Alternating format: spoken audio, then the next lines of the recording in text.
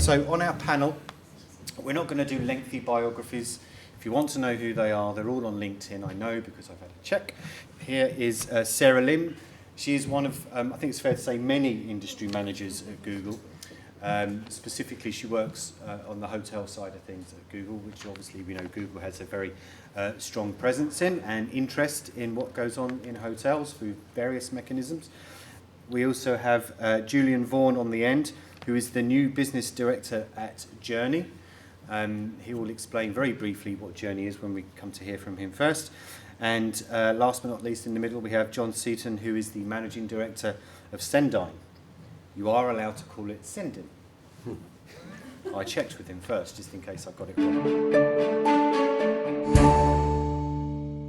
My view on the little segment that we've got to talk about today is I think hoteliers need to focus on thinking about themselves as travel companies.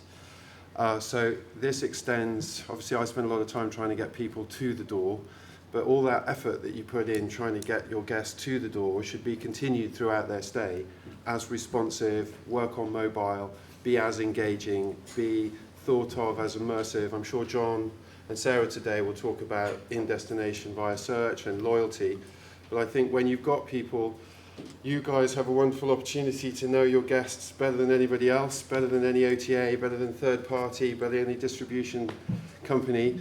So as hoteliers, I would encourage you to make sure that people interact with all your digital marketing on site as much as possible, because you've already invested in it. And so with some a little bit of extra investment, and I know we're all busy and budgets are tight, but with a little bit more investment, you can really get the most out of that, your own channel.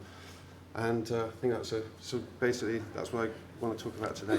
So Julie, I mean, of all the things that are happening in the digital world, you know, I'm thinking about mobile and, as I said, constant connectivity and personalisation and thinking like retailers, which you touched on, and the sharing economy. Which one of those, or which one of the things that you can identify kind of excites you the most with its relevancy to hotels? I mean, and indeed, which one do you think should scare hotels?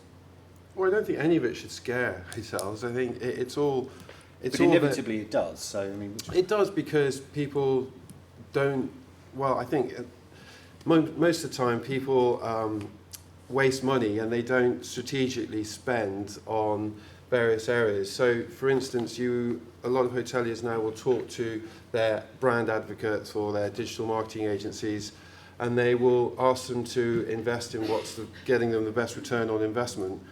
But, you know, sometimes I look at websites and, you know, their mobile experience is so poor that anything that customer's doing when they're on site doesn't enrich that experience at all. So the layout is really confusing, it's not localized, it's not bringing in any features or benefits of on resort or in location or in the hotel itself. So break it down by segment and be human about it. If you were a guest in that hotel and you wanted to look at where was great for dinner, where can I get the taxis from, you know, can I get extra pillows, can I order some more towels, all the things that go with it, make those features easy and accessible for people on their phones, because that's what they're going to be using to research those things. Okay, John, the broad question again, you know, digital trends that excite you, that we should be thinking and talking about, and ones that perhaps are a little bit more concerning. Yeah, so let me put this in context. So Sendine is a technology company that provides CRM and loyalty solutions to independent hotels and chains. So I'm going to come from that angle for this. So one of the things that when we're talking to our hotel companies, you know, it's all about understanding the guests. You know, you mentioned personalization, you mentioned about being human and things like that. It's about engaging with the guest in a relative, you know, way, and actually understanding who your guest is, trying to communicate in a way that they want to be communicated to. And it's not just about which device, whether it's mobile, tablet or whatever. It's about having content that's actually relevant for that guest. Because, I don't know about you, but I get many emails a day. I get a lot of emails that I think delete. And because actually people are emailing me about content I'm just not interested in. And I think hotels, when they communicate with a guest, they have to communicate in a way that the guest is going to want to be interested in hearing from that hotel about that topic. whatever that may be. And it may be in destination-related content as well. So that's what I would say. I'd say communicate more effectively with a guest. That's something a hotel should focus on. Do you think the guest wants that level of communication, though? Yes, absolutely. Rather than just, I know that this is my reservation, I know what time I can check in, oh, there's a handy link that tells me how I can get from the airport to the hotel. Do they want more? Yeah, our experience is absolutely. And again, you've got to ensure the content you're communicating with that guest is relevant and timely. That's the other thing. I'll give you an example. A check-in process for a guest. You imagine that check-in process, you're standing at the check-in desk for 10 minutes, for example. Already, that's a hotel problem, because you think about it from a guest perspective, their first actual exposure to your brand, to your hotel, is at that check-in desk. So if that's gone wrong, that process, that guest is actually starting their stay from not such a great position. So if you then engage with that guest within a few hours of check-in, whether you call it a mini survey or whatever, whichever way you want to engage with that guest, and ask them, how was your check-in experience? If that guest says rubbish, you can do something about it as a hotelier, and hopefully before that guest leaves your hotel, you can turn them around and create the loyalty and the excitement. That guest says, oh, I'm going to come back here. Mm-hmm. If you don't, you just wait, because everyone does surveys at the end of a stay. Sometimes you've actually missed the boat. I mean, arguably, the first interaction you have with the guest, if they've booked direct, is the second they book online, right? If they book direct. But look how many times you get bookings from OTAs. If you get a booking from booking.com, for example, you don't even get the email address of that guest. You get a masked email address. So how do you know who your guest is? So from a CRM perspective, what we say to our customers is, you've got to understand who your guest is. So when they check in, you know exactly who they are. Okay, they may have booked through booking.com. Don't see booking.com as the enemy. See it as actually a marketing channel. Hang on. and then actually, once you identify your guest, then you can communicate and try and entice that guest to book direct the next time, rather than them going through booking.com. I would say, I guess one good analogy, right, to sort of preface this and why a lot of things have changed, is to basically think about it like a pond, right? There are a lot of fish in the pond, and the fisherman who's trying to catch the fish. That hasn't changed, right? The fish haven't changed, the fishermen haven't changed. The ultimate goal hasn't changed, right? What has changed is the lures that you're using, right? They're no longer just the wooden standard fish lures that you throw into a pond and you hope you catch a fish, right? Right now they're advanced, they're automated, they're shiny, right? There's a lot more lures that you can use nowadays than you could in the past. And from Google's perspective, and even from a consumer's perspective, I guess another thing that really changes how you think about it is, if I take a poll of you guys, how many of you actually opened your phone, turned it on, swiped it before you talked to a person this morning? Whether it's your partner next to you, or whether you have to go to the office and speak to somebody. Show of hands, how many actually interacted with your phone before you interacted with a human, right? 10 years ago, this would not have happened. 10 years ago, phones were not the way they are today. They were flip phones, there was no color imagery, there was nothing, right? It was very simple. Whereas now, you open your phone and you have everything. Anything that you need is on your phone, your entire agenda. If I lose my phone, I don't know where my next meeting is. I don't actually know where I have to be that day, right? This has changed the entire landscape, not just in travel, but just in how you behave, how you interact with the world, right?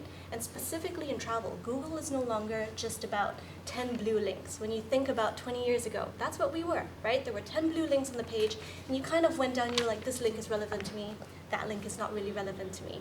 Right now, what Google is trying to do is to curate your experience, to say, what is the guest really trying to figure out? When I plan a trip, right, the first word I type in, what is the first word you type in? What do you expect to see? Do you really want to go through 10 different links, or do you just want a page that gives you everything? Right? So I think those sorts of insights, those sorts of trends are really what is driving a lot of the innovation today. And even at the hotel level, when they get to your hotel, what is it they're really trying to get to? Are they just trying to get to their rooms? Are they trying to have an immersive experience? What is the next thing they do after they check in? Right? All of these questions, I think, are what are shaping your digital experience as a whole. So, I mean, Julian, you can't move at a hotel conference these days with people talking about it not being a stay anymore, it's an experience. Everyone talks about it being an experience. Yeah. Maybe that's just a new word for something else. Yeah, it's jargon, you know. I mean, realistically, as I said earlier, humans interacting with humans is really important. So the digital space exists, and the more we can humanise it and apply common sense to it, the better it will work for our guests, and the better it will work for the people who want to adopt those strategies behind it, because they'll get more response from it. So your experience is a good way to term it, because the in-site or on-site destination will, you know, even if you're a city hotel and you're predominantly just selling rooms, in order to try and win that loyalty, you know, there's nothing more frustrating than getting a customer that's already loyal to your property, was going to stay there anyway, but you've had to pay that commission just to get them to come back and stay with you. If you can just do a few tricks to remind them of the benefits of buying off you direct, using some clever digital methods, so when they come back to think about the concept of doing it, try and make them go through your own channel. I think that's why an experience is something online. It can be as real online as it is offline. And the one thing I want to say on that is, if you get those strategies in place, you can actually afford more time in your hotels to make sure that your teams look after your guests in a much more human way as well. So you apply that. So we talked about the reception desk earlier. You know, I think traditionally you might have thought, well, that's the first point I meet my guest. I need to curate their experience around them telling me what they want from their stay. Whereas actually they could have told you what they want from their stay 2 weeks before they came anywhere near your property. And you could have kept that data on file. And every time they come back to stay with you, you can tweak and amend that so that you can continue to personalise their experience. And if you've got that, you've got way much more data on that customer than an OTA will have, who's just selling your property on rate or on features. You know, you've actually got the wonderful advantage of knowing your customers. So make more of that. Yeah, I agree. I give an example. There's a hotel in Germany at an airport. I won't say what airport because it might give away the hotel. And I've been there 6 times in the last 4 months. And every time I go and check into that hotel, they say, "Have you stayed with us before?" Yeah. And how many of us have actually had that said to us? And Do you book with them direct? I do, on their website. And the other thing that screamingly just drives me insane is I get the confirmation email and it says, "Dear John," in capitals, and I think that's just screaming email marketing. And, you know, there's no personalisation. I've been there 6 times. They should know who I am. They get my address wrong every time because I've changed companies. And they've got something that's like 4 years old. And I'm sorry, there's just no excuse for that. And some hotels need to, that's one area they need to improve on. And it's not going to cost the earth. That's the first thing hotel says to me is, "Oh, how much is it going to cost me?" Actually, there are some really cost-effective ways of managing this data. And, you know, when you check Let's have some examples then. What, how to manage that data? Yeah. Well, buy a CRM for one. So, but you know, even within the PMS, the first thing you've got to do as a hotel company is you've got to get one set of clean bit of data. Okay, so you'll have duplicates of profiles. So go through that profile and clean out what's obvious a duplicate. Okay, and then you have one master set. Now that over time you'll need to work on it and improve it. Your check-in desk will actually help that process by just naturally asking 2 or 3 questions at check-in to get certain information. So there are some easy ways of doing that. So that's probably the first thing I would do, is actually look at the data, look at your profiles, and just try and have one clean set of profile information. And if you can't afford a CRM, then do it within the PMS.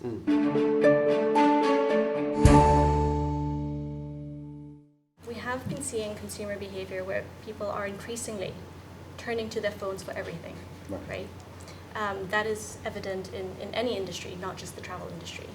But specifically in the travel industry, we are not, you know, as Google, we're not changing the content that's online. We're just changing how you find it, how you use it, right? And part of the Google Trips app is to have everything in one place. Because how many times have you got to a new destination and you wonder, do I need to tip the waiter?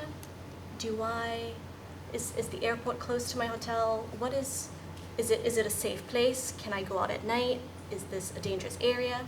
Right? So I think Google is trying to in some ways curate that information a bit better so that you have all of those questions answered in one place.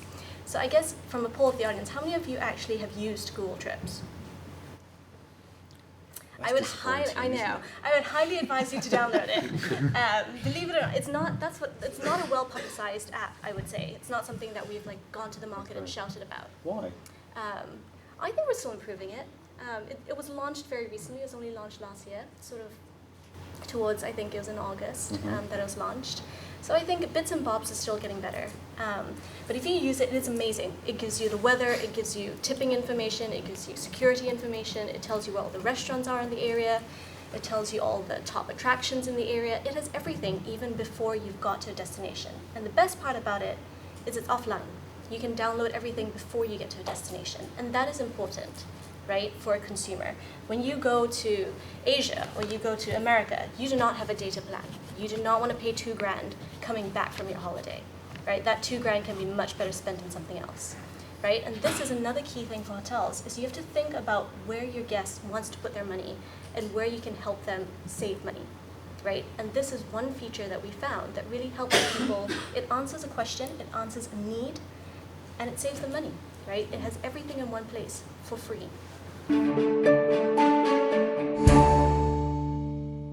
I think hotels could always do better, but that's the business I'm in. You know, I'm very immersed in digital. So there's areas that are quite accessible for hotels, and then there's areas that probably take a lot more investment. But initially, if I start off with something like social and reputation, it's quite a large task that some members of your team will be responsible for. And I think it's good to review it as constantly as possible and try and engage with people again when they're on site. So just bring it back to the context of what we're talking about today. There's nothing better than talking to your guests via a channel such as any social channel when they're staying with you, or if they leave a review, go back to them there and then. If they might be halfway through their stay of a couple of days and decide that they are going to write something negative about it. And actually commercially, if you do that, one, you're going to build loyalty. Two, you might even get the opportunity to win that customer back. And three, if you're really good at it, you might even upsell by telling them, oh, you didn't know where the spa was, or you didn't know where this feature. We actually do that. And you can communicate them with there and then. So just don't ignore that you've got that wonderful opportunity to do that. And I think there's loads of other stuff I could talk about, but that is an obvious place to start. Mobile check-in. I stayed in a hotel for a conference in Amsterdam and they had mobile check-in, and I didn't like it, I'll be honest. That's Why? a personal thing. I don't know, I quite like well, first of all, I try and blag an upgrade. So it's a lot easier to try and do in person. But I don't know, in all seriousness, I quite like the interaction with the person when I'm checking in. You know, it's not just about, okay, what room, here's your credit card. It's, you want to chat, okay, you know, what's the weather going to be like and stuff like that. That's why I mentioned the demographics, Jim. I know, I am over 40, I get that, yeah. No, I get that. Yeah. I would say I prefer the mobile check-in. Do you? So I don't know. Why I'm do you just prefer old. the mobile check-in? I guess I'm less inclined to have that personal experience, and maybe it's because I do work in digital and everything's on your phone. But I think it's some of it comes with ease, with comfort. I think, as far as I'm concerned, I'm very comfortable to do it on my phone. It doesn't worry me that something will be missed. In fact, I'm almost more confident that they'll have all my information if I do it on my phone, as opposed to doing it with a person. Because take, for example, I won't name the hotel I went to, but as I was checking in, he asked me, I saw something on the form that says, do you want to be part of the loyalty program? So I said, oh, actually I do. And he goes, don't worry about it. And since I work with digital marketers, my entire head, all I was thinking about was, oh my goodness, you could have had my email address, you could have had me as a loyalty member, you could have had, you could have remarketed to me. And your front desk agent doesn't care, because all he wanted to do was process me and get to the next customer, right? And it might just be the fact that that's how they're measured, right? I need to make sure my customers check in within 5 minutes, that they're not standing in line. And if that is their KPI, that is what they're going to work towards. But they just missed an entire opportunity. And this wasn't a small brand that I was checking in with, right? Versus if I had digital and it was just a kiosk that I was at. And some hotels do this now, right? I could take the time, pick my buttons, and airlines do this, and they do it very well. They take away some of the angst behind checking in, because there are so many kiosks, it's not just one check-in person or 2 or 3, right? They have 20 different counters that you can now go to and click buttons, and it only takes one person to help 20 guests at one time, right? So maybe it is a demographic thing, right? If you grew up with something, it's very hard to then, change what you're comfortable with. But I would say from our day and age, if I look at my nieces and nephews, it's even scarier because they are 3 years old and they know how to unlock phones, they know how to find things, and they talk to the phone. They say, "Okay, Google," and the phone does it for them. It's really scary, right? So it's But it doesn't have to be a choice, does it? You can have both methods. Yeah. So I'm just saying, adopt the other route. Have it. Be prepared for integrating that into your business because it's coming, and it's going to be more and more of a request. So to a large extent, a lot of hotels already have a concierge service, right? And his job is to point you in the right direction. And a lot of times that's where you start, right? When you go to a new city and you go down to the concierge desk and you ask him, what's the best restaurant, right? What's the closest restaurant? Or what's the cheapest restaurant, right? All of those questions can actually be answered on your phone now. They can be answered online, right? So whether or not people go to the concierge or search for it online, that is slowly changing, right? So I would say definitely use your customers' behavior to answer that question, right? If your customers are increasingly turning to you for advice, there is probably a need, right? There's probably something you could be doing better to curate that experience.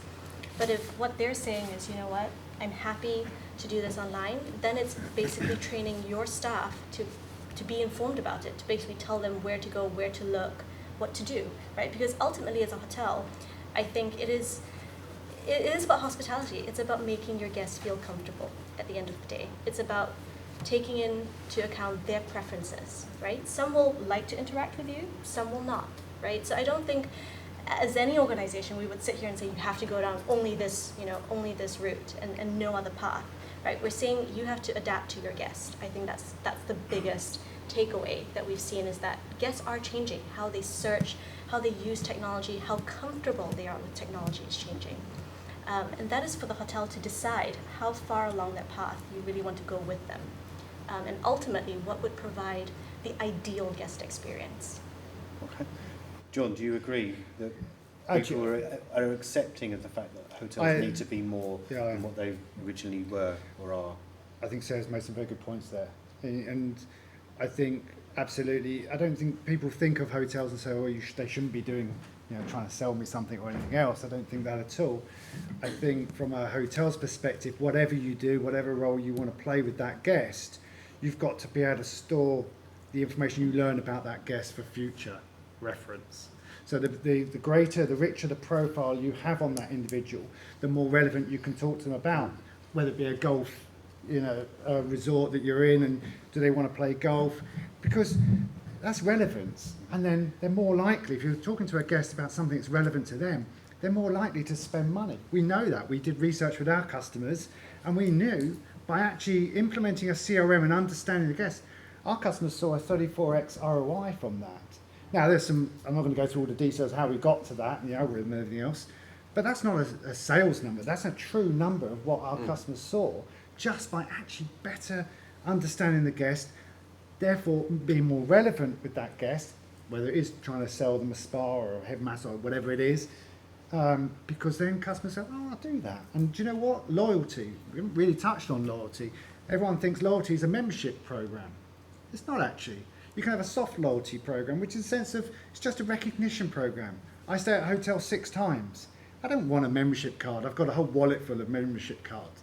But you know what? Welcome back, and we see you stay with us 6 times in the last 2 months. We'd like to give you an upgrade or a bottle of champagne or whatever it may be. It's that recognition that a guests then actually think, oh, I like it here, and they're more likely to come back and stay there again. And that's really what you're trying to achieve. Knowing your guest is vital. So John will give you clever methods via CRM and loyalty and data to know your guests, but I'd encourage, as I said at the beginning, the human thoughts behind that. Knowing your guest is a human thing, so you interact with them, and Sarah touched upon it. There'll be 40 common questions that your guests ask you. Where are the great restaurants? Where can I get this? How far is it to the airport? Whatever it is that's specific to your property. that those can be put online, you know, and then the real time can be put into making sure that everything else to do with their experience is really crafted and well delivered. Yeah. I think there's a lot of technology that, you know, similar to what Julian said. So for example, if you know there's this list of 40 questions that always gets asked, and to your point, maybe it's further out about the neighborhood or about that destination, right? A lot of hotels, and I've seen this, you have the TV on when you enter the room, right? And a lot of times it's the hotel's website or something like that that doesn't provide a lot of useful information to me, right? But you know when the guest is checking out that morning, or you know when housekeeping comes in the night before, you could actually program the TV to say, hey, we know you're checking out tomorrow. It takes roughly 40 minutes to get to the airport. That's useful information, right? That earns you some sort of love from your guests that an OTA cannot provide, because hoteliers are stacked up against a lot. Right? OTAs have budgets, OTAs have breadth, they have a lot of hotels in their arsenal. They have the money to market them. Hoteliers, what the advantage that you guys have is you have the guest in the door, right? You can know your guest, and with that email address, with that guest profile, it makes your marketing cheaper.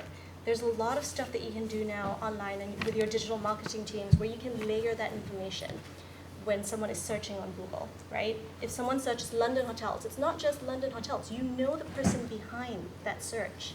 You can match that up with your email addresses, right? And that suddenly, that search term, what they're doing online becomes so much more relevant to your property.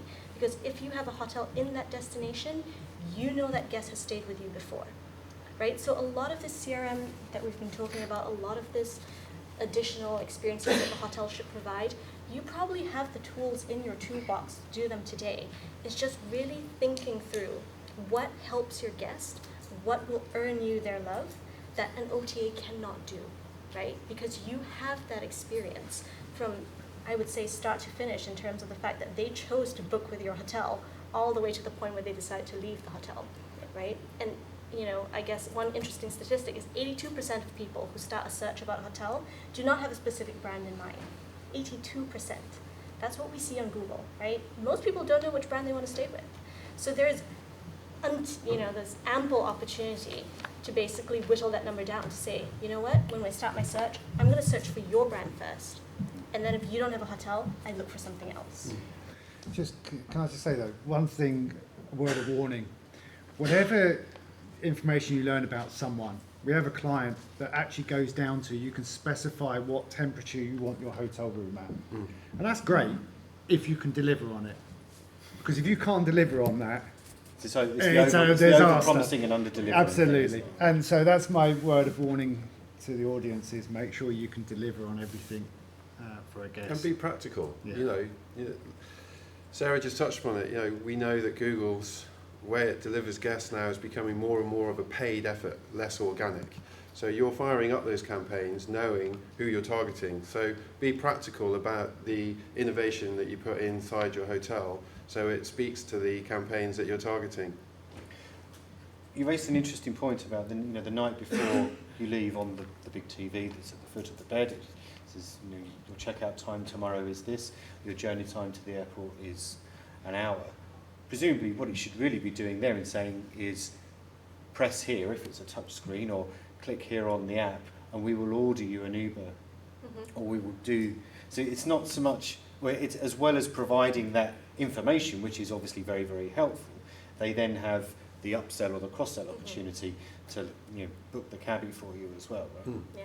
That, I don't see that very often in hotels. Yes, they might tell me that I'm checking out the next morning, but they don't give me the opportunity to book a car to take me to the airport, right? Or to say, if you're travelling to another city, this is where you can get a train ticket from. Yeah. So it sounds like hotels perhaps need to be a little bit more, terrible phrase, joined up with their thinking. So it's not so much being information providers, but it's how can we make some money off the back of this as well, right? Yeah, but it shouldn't feel like selling. It should feel like you're looking after them. Yeah. Yeah. It's a service. It's the experience thing again, right? And that's when you put the wrong content in front of them, it feels like selling. But if you put the right content in front of them, it feels like you're just looking after them, which is so much more the way that to make all this innovation work.